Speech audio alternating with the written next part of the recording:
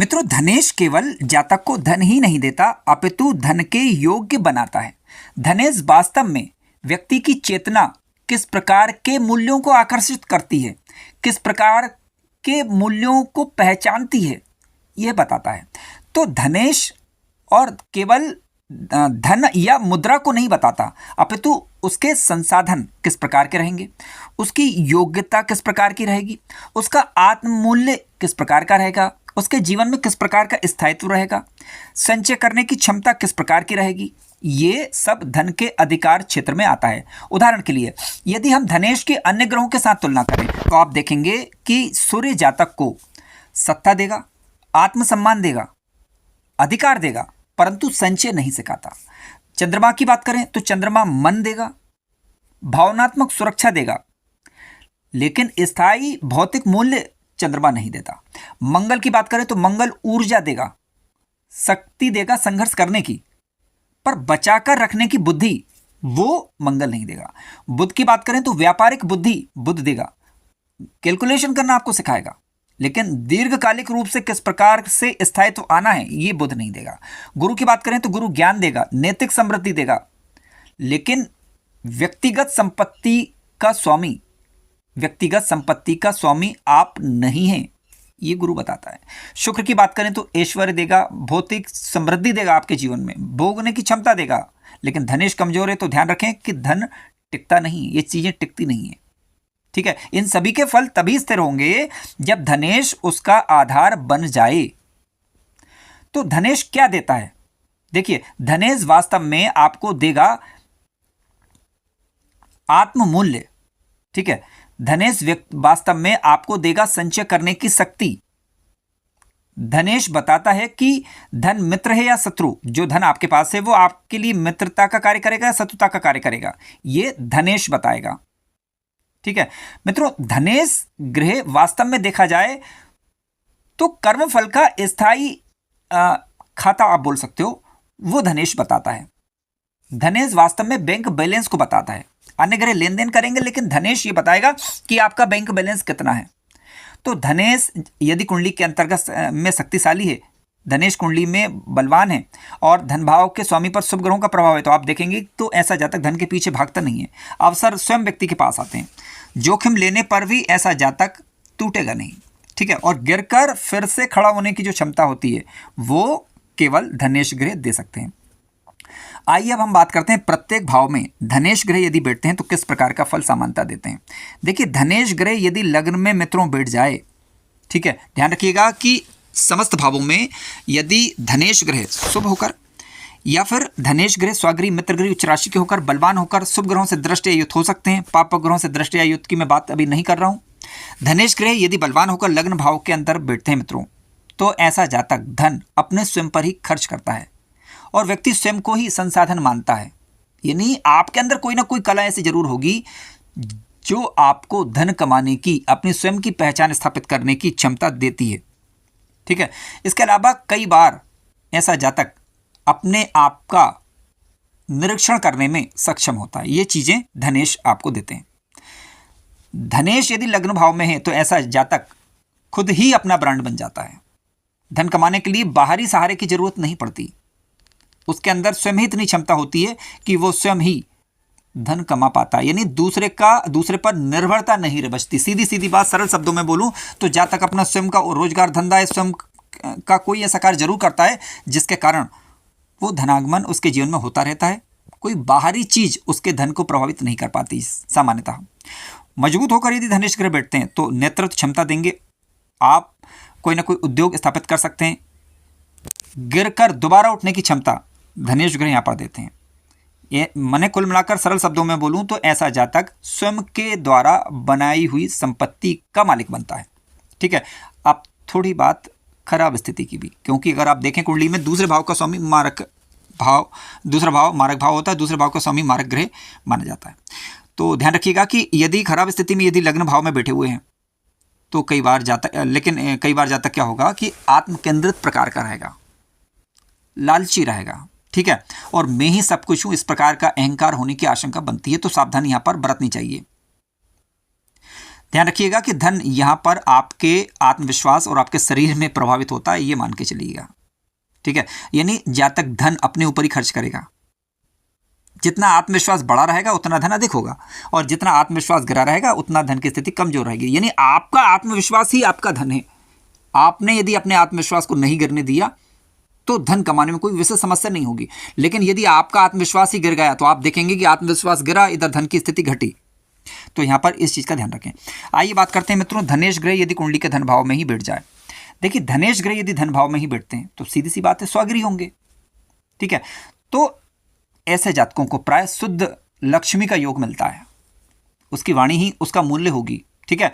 परिवार में धन की एक परंपरा बनी रहेगी, कोई ना कोई ऐसा चीज होगी जो आप अपने परिवार से, अपने कुटुंब से उसको आगे बढ़ाएंगे। कहने का तात्पर्य है, कुटुंब का कोई व्यवसाय हो सकता है, कुटुंब का कोई कार्य हो सकता है, परिवार कुटुंब कोई कार्य हो सकता है, उसको आगे बढ़ाकर आप जो है धन की स्थिति को मजबूत कर पाएंगे। धन रुकता है, ध्यान रखिएगा, धनेश ग्रह धन भाव में बैठे हैं मजबूत होकर तो, और नष्ट नहीं होता, सामान्यतः ये विशेषता है। मजबूत हैं, शुभ स्थिति में है और अधिक, तो फिर सटीक वित्तीय स्थिति होगी, धन से संबंधित निर्णय लेने में आसानी होगी आपको। वंशानुगत जो धन है आपके पास वो स्थिर बना रहेगा, यानी आपके पैतृक रूप से जो आपको धन संपत्ति प्राप्त हुई है वो स्थिर बनी रहेगी, उसका क्षय नहीं होगा, ये विशेषता है इसकी।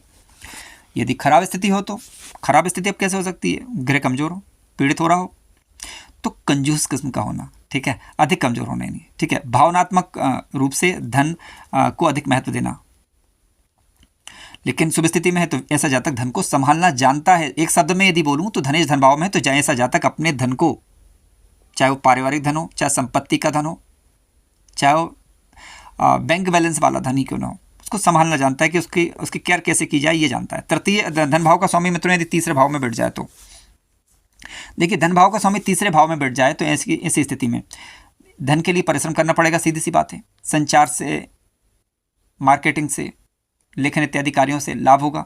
भाई बहनों से धन के लेन देन बने रहेंगे, और यदि मजबूत स्थिति में है तो जातक किसी न किसी मीडिया क्षेत्र से अर्निंग कर पाएगा, व्यापार इत्यादि से लाभ कमा पाएगा, और उद्योगों से लाभ कमा पाएगा। खराब स्थिति में है तो मेहनत बहुत करनी पड़ती है, स्थिरता का धन कम बचता है, जोखिम लेने में धन नाश होने की आशंका बनी रहती है। अब सरल शब्दों में यदि बोलूं तो तीसरे भाव में यदि धनेश ग्रह बैठेगा तो ऐसा धन जो है आता है और जाता है मित्रों, ठीक है। यानी कोई खास स्थिति आप इसे सही नहीं मान सकते, यानी बराबर वाली मान लीजिएगा। धनेश यदि मित्रों कुंडली के चतुर्थ भाव में बैठ जाए, देखिए, धनेश यदि कुंडली के चतुर्थ भाव में बैठता है तो मानसिक रूप से स्थिरता मिलेगी, मानसिक रूप से आप अच्छा अनुभव करेंगे। भूमि संपत्ति इत्यादि खरीदने से लाभ होगा, वाहन से लाभ होगा, ठीक है। आपके धन का आपका घर ही केंद्र बन जाएगा, माता से आपको सहायता मिलेगी, यह लाभ होगा, या उनका सहयोग मिलेगा, ऐसा समझ लीजिए। यदि अधिक मजबूत हैं धनेश, यदि अधिक मजबूत होकर, मित्रगृही होकर, शुभ ग्रहों से दृष्ट युक्त होकर बैठे हुए हों तो रियल एस्टेट से धन आता है कई बार, यानी इन क्षेत्रों से लाभ होता है, कहने का तात्पर्य है। मानसिक शांति के साथ समृद्धि बढ़ेगी। धन भाव का स्वामी यदि चतुर्थ भाव में बैठा है तो मानसिक शांति जितनी रहेगी उतना अधिक धन आएगा। लेकिन मान लीजिए खराब स्थिति हो तो उसे भी समझ लेते हैं, घर में धन से संबंधित विवाद होना, संपत्ति से तनाव होना, ठीक है। कुल मिलाकर धनेश ग्रह शुभ स्थिति में यदि चतुर्थ भाव में बैठते हैं मित्रों तो धन की स्थिति में स्थिरता बनी रहती है। हालांकि सेकंड हाउस पर खराब ग्रहों का प्रभाव नहीं होना चाहिए। धनेश ग्रह यदि कुंडली के पंचम भाव में बैठ जाएं, देखिए, धनेश यदि पंचम भाव में बैठते हैं तो निवेश से धन मिलता है कई बार, शिक्षा, ज्ञान और आपका जो भी क्षेत्र रहा हो, यानी विशेष रूप से शैक्षिक क्षेत्र की बात यहाँ पर की जा रही है, उनसे लाभ होगा, समृद्धि होगी। संतान से लाभ होगा, अच्छी स्थिति है तो बौद्धिक व्यवसाय करने से भी लाभ होगा, ठीक है। इसके अलावा शेयर मार्केट इत्यादि से भी लाभ होने की संभावना बन जाती है। हालांकि इसके लिए कुंडली का विश्लेषण आवश्यक है। खराब स्थिति यदि हो तो धनेश यदि पंचम भाव में बैठे, खराब स्थिति है तो व्यर्थ के कार्यों से धन हानि होने की आशंका रहती है। धनेश यदि मित्रों कुंडली के पंचम भाव में यदि बैठते हैं तो बुद्धि की परीक्षा होती है, सीधी सीधी बात है। बुद्धि का स्तर, यानी पंचम भाव और पंचमेश की स्थिति तय करेगी कि आपके पास धन की स्थिति कैसी रहेगी। पंचमेश और पंचम भाव यदि शुभ ग्रहों के प्रभाव में है तो निश्चित रूप से ऐसा जातक बुद्धि से धन कमाता है। धनेश मित्रों यदि कुंडली के छठे भाव में बैठ जाए, देखिए, धनेश का छठे भाव में बैठ जाना सामान्यतः इसे ठीक बिल्कुल भी नहीं कहा जाएगा, क्योंकि धन ऐसी स्थिति में संघर्ष से आएगा। धन भाव का स्वामी ऋण भाव में जाएगा तो सीधी सी बात है ना कि ऋण से उबरने में, शुभ स्थिति में यदि है तो ऋण से उबरने की क्षमता देता है यहाँ पर, क्योंकि ऋण में जा रहा है धन। धन आएगा कहाँ से? सेवा से, नौकरी से, चिकित्सीय क्षेत्र से, कानून इत्यादि क्षेत्र से लाभ होता है, यानी उनसे धन आता है, लेकिन संघर्ष से आता है, ध्यान रखिएगा। अच्छी स्थिति है तो, अच्छी स्थिति यदि है तो कर्ज पर नियंत्रण होगा, अच्छी स्थिति नहीं है तो कर्जे में जातक रहेगा। प्रतियोगिता में जीत मिलती है शुभ स्थिति में होने पर, ठीक है। और यदि खराब स्थिति में है तो मुकदमे में, कर्ज इत्यादि में जो है धन लुटता है। तो मोटा मोटा एक शब्द में यदि बोलूँ तो धन भाव का स्वामी यदि ऋण भाव में जाता है तो युद्ध लड़ना पड़ता है धन के लिए। अब सीधी सी बात है कि संघर्ष करना पड़ता है धन के लिए, तब जाकर धन मिलता है, यानी कोई खास अच्छा इसे हम नहीं मानेंगे। धनेश यदि मित्रों कुंडली के सप्तम भाव में बैठ जाए, देखिए धनेश यदि सप्तम भाव में बैठता है तो साझेदारी से लाभ होगा, विवाह के बाद धन की स्थिति सुधर जाएगी, व्यवसाय में अपने जो व्यवसाय में जो भी आपका सहयोगी हो उनसे, पार्टनर से लाभ होगा, ठीक है। और इसके अलावा जनता से जुड़े कार्यों से लाभ होगा। अच्छी स्थिति है तो सफल व्यापारी होंगे आप, और आपका जीवन साथी है आपके साथ व्यापार इत्यादि में सहयोगी रह सकता है। खराब स्थिति यदि है तो जो पार्टनर है उनसे धोखा मिलना, ठीक है। वैवाहिक जीवन की बात करें तो ठीक नहीं, जीवन साथी के साथ किसी न किसी प्रकार के टकराव होने की आशंका बनती है, जिसके कारण धन हानि के योग बनते हैं। तो धनेश यदि सप्तम भाव में आता है तो धन दूसरे के माध्यम से आता है, ऐसा समझना चाहिए। दूसरा यानी या तो आपका जीवन साथी या फिर आपका व्यापार का साझेदार। शुभ स्थिति में होने पर धन आएगा, खराब स्थिति होने पर धन जाता भी है। आइए बात करते हैं धनेश यदि कुंडली के अष्टम भाव में बैठ जाए। देखिए धनेश यदि अष्टम भाव में बैठते हैं मित्रों तो अचानक से धन प्राप्ति के योग बनते हैं, बीमा, रिसर्च इत्यादि से लाभ होता है, ठीक है, यदि शुभ स्थिति में बैठे हुए हैं। अब शुभ तो नहीं माना जाएगा क्योंकि धन भाव का स्वामी यदि अष्टम में जाएगा तो कोई खास स्थिति इसे ठीक नहीं कही जा सकती, लेकिन शुभ स्थिति थोड़ा इस देखना होगा हमें, क्योंकि धनेश यहाँ पर अपने ही भाव को देखते हैं, सबसे बड़ी बात, क्योंकि हर ग्रह की सातवीं दृष्टि होती है। अब धनेश यदि अष्टम में होंगे तो धन भाव को देखेंगे वो अपनी सातवीं दृष्टि से, शुभ स्थिति होने पर धन मिलता भी है।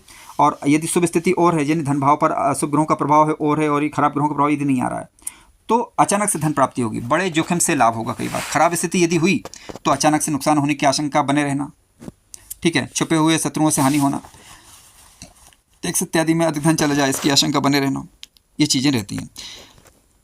लेकिन हाँ ये बात जरूर है, शुभ स्थिति में यदि है तो धनेश यदि अष्टम भाव में बैठे हुए हों तो धन अस्थिर सही लेकिन शक्तिशाली धन मिलने की संभावना भी बनती है।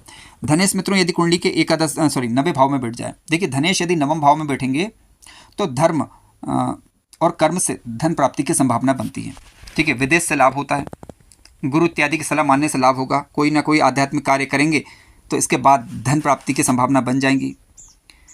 इसके अलावा कई बार बिना प्रयास का ही धन मिल जाता है, ठीक है। बिना प्रयास का धन मिलने का मतलब ये है कि जिसमें जातक की मेहनत कोई खास ना हो लेकिन उससे कई अधिक मात्रा में उसे धन प्राप्ति हो जाए, इस प्रकार के अवसर भी मिलते हैं, किसी न किसी क्षेत्र में लाभ हो सकता है। यानी खराब स्थिति में यदि हैं तो धर्म के नाम पर हानि, ठीक है, गलत सलाह से नुकसान हो जाना, इस प्रकार की आशंका बनती है। तो आप देखिए यदि नवम भाव में धनेश बैठते हैं तो सीधी सी बात है कि ये पुण्य का फल व्यक्ति को मिलता है, अच्छा कर्म करेंगे तो अच्छा फल आपको धन के रूप में मिल जाएगा।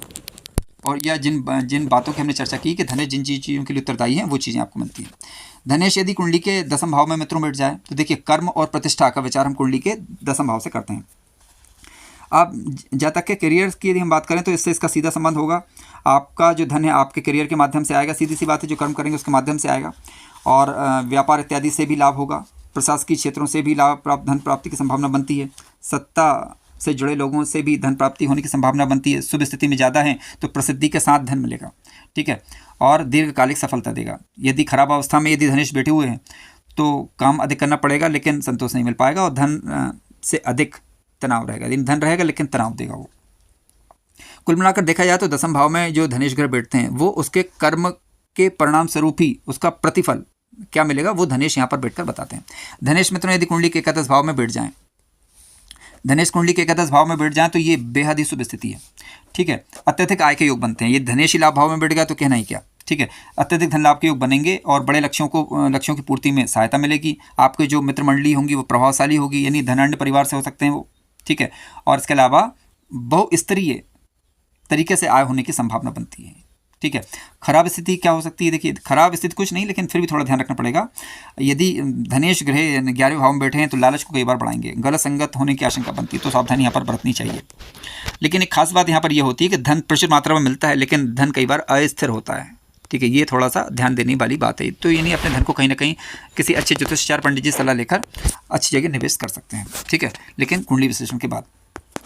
आइए बात करते हैं यदि धनेश ग्रह कुंडली के 12th हाउस में मित्रों बैठ जाए। देखिए 12th हाउस में धनेश ग्रह बैठेंगे तो सामान्यतः से शुभ नहीं कहा जाएगा, क्योंकि धन भाव का स्वामी ऋण भाव में जाएगा तो सीधी सी बात है कि विदेश में धन खर्च करवाएगा, है ना, संपत्ति इत्यादि में अनियंत्रित खर्च रह सकता है, छिपे हुए नुकसान हो सकते हैं। लेकिन शुभ स्थिति में यदि हैं तो विदेश में संपत्ति होने की संभावना बनती है। आध्यात्मिक दान से धन बढ़ेगा। ठीक है, विदेश में रहेंगे तो धन की स्थिति ठीक ठाक रहेगी और स्वदेश में रहेंगे तो दिक्कतें आएंगी। ठीक है, इसके अलावा जातक अपने सुख के लिए ही धन को खर्च करेगा, इसे धनेश ग्रह यहाँ पर बताते हैं। मित्रों, कार्यक्रम ज्ञानवर्धक लगा हो तो लाइक करें, चैनल पर नए हो तो सब्सक्राइब भी करें। धन्यवाद।